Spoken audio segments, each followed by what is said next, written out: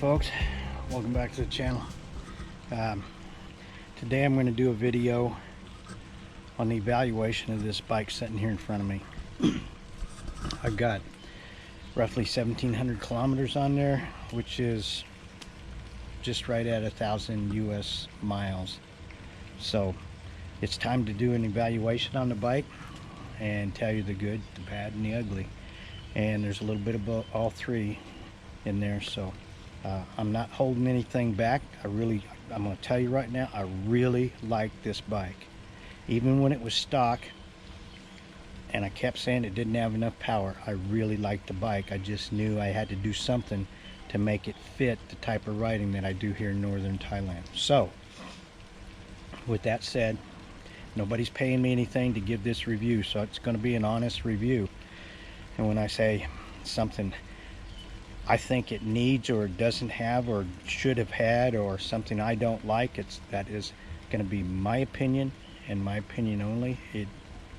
If you want to sit back and do your own review, I strongly suggest you get one of these and go out there and ride the piss out of it and do a good review on it, because it is a hell of a machine. It does have some shortcomings though. So anyhow, that's what we're going to do, is an evaluation on it. So I'll get y'all later.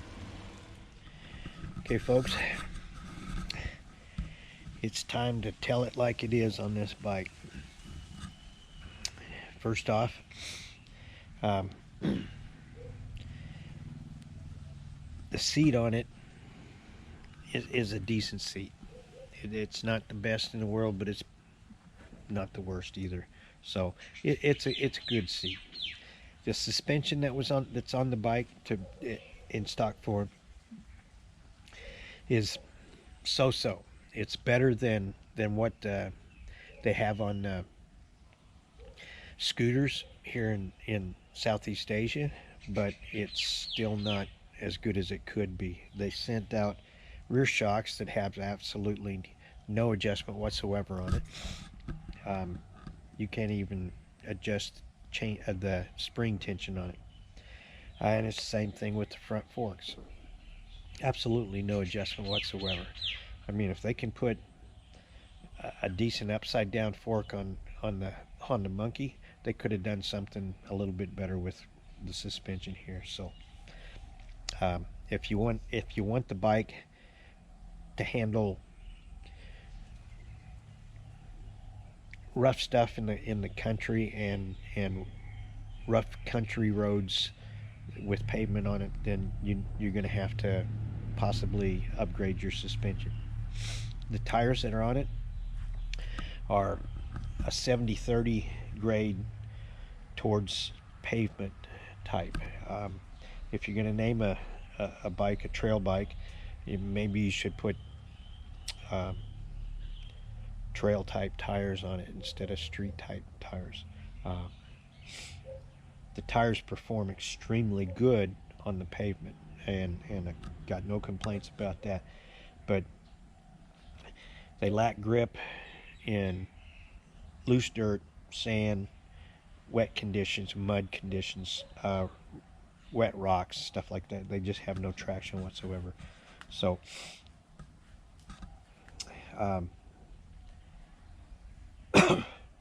the handlebars on it, the ergonomics on the bike are good, very good. You feel comfortable setting on it. You feel like you're setting up a little bit, but still have plenty of room for a short guy like me, 5'8", to be able to put my feet flat on the ground at any time. So when you're riding and you have to dab a foot, you're not so high up like you would be with, say, a CRF or equivalent.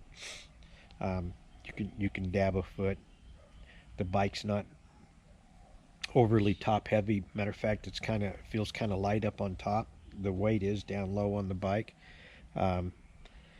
so it feels light to ride. It's very quick on the steering and the turning, which is good. The ABS brake on the front works great. I I've had no complaints whatsoever with the way that it works. The one on the disc brake on the back though, without ABS, you got to really put some pressure down on that brake pedal to get it to start actually slowing you down. So it's kind of iffy on that one. So now we get to the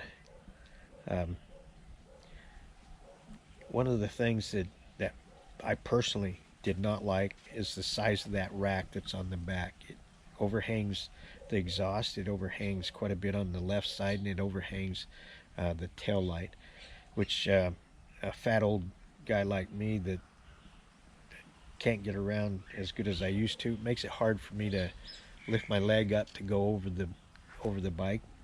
Um, Still haven't mastered that stepping through on something that's still up above my knees, like the little area in front of the seat. But I just didn't like that big of a rear rack on it, and that's why I put a smaller rack on it. But of all the good, the bad, the ugly, uh, the power of this bike is just not there. You know, they touted going to a 125 from the 110, you know, and doing things to increase torque on it and all this stuff, and this bike lacks torque and it lacks horsepower, and it doesn't need a whole lot more to make it a lot better than what it is. um, I put the 142cc big bore kit on it with a decent exhaust system on it, and a little bit better air breather on it, and the bike is totally different between, just like night and day, between what it was stock. In the stock form, this bike does not, it will stall out on itself on an incline, and the incline doesn't have to be extremely steep. It will just not be able to power the weight of the bike and a rider on it over obstacles. The tire just stops turning. It's not that the bike is shutting off or anything like that. It stalls. It just hasn't got the torque to continue turning the rear wheel.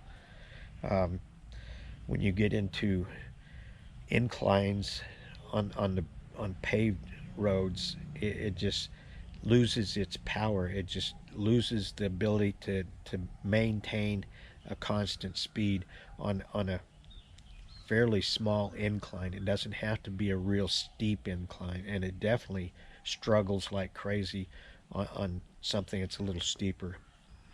Riding the mountain roads up here in northern Thailand, there's a lot of 180-degree turns with steep inclines, um, turns that you've got to go down into first gear, even with a bigger bike, to maneuver around the corner. And then it has not got enough power to pick back up to get into second gear and continue cruising up the road. It just won't do it. However, once I put the big bore kit on it, it's like it comes out of the corner, catches second gear, and just starts to climb. The nice thing about it is this now climbs in all four gears. It just keeps powering forward. Um, Honda could have done a much better job by putting a 150cc engine in here instead of the 125, and maybe there would not be as many people saying it needs the two-speed transmission, the two ranges in the transmission, because with just going with the big bore kit on it, changed the attitude of this engine, just flipped it around. It went from a pig to a thoroughbred racehorse. And that's the kind of comparison I want to throw on. It's not fast, don't get me wrong. It's still not a fast motorcycle. Um, it's still a small bore bike, but it feels a lot more like a trail bike now than it did before. So That's the good, the bad, the ugly on this bike. It I still love riding it. It is great and fun to ride, and mine's just a lot more fun to ride now than I've done the changes to it. And the big change was to make the engine have some more pep. Um, you can make it climb better if you just go to a smaller countershaft sprocket, but it messes with your speedometer reading. So it's probably better to go to a larger rear sprocket. At the same time, if you do this, it takes away from the top end, so you won't be able to go as fast. Um, so it's a give and take situation on doing it that way. With the big bore kit, it's still got the top speed, and now it's got the down low. So that's going to be about it for the good, the bad, and the ugly on 1,000 mile evaluation of the bike. I love the bike. I still would buy one again, but I know now what I would do and would not have to do to it to make it the bike I need up here in northern Thailand. This may be something that if you're on totally flat land in the middle of Kansas and there is no hills around, then the stock form is perfect. It was great. And um, suspension wise, you don't have to change it, but man, it's a lot smoother if you get some suspension on it that you can actually adjust and fine tune to your weight and your riding conditions. Um, it's too bad they didn't put that on there. But that's it, folks. I hope you enjoyed this video, and my next one is going to be riding her out on the trails again. Planning on doing that here in about 2 more days, and we'll see what the bike does. So talk to y'all later.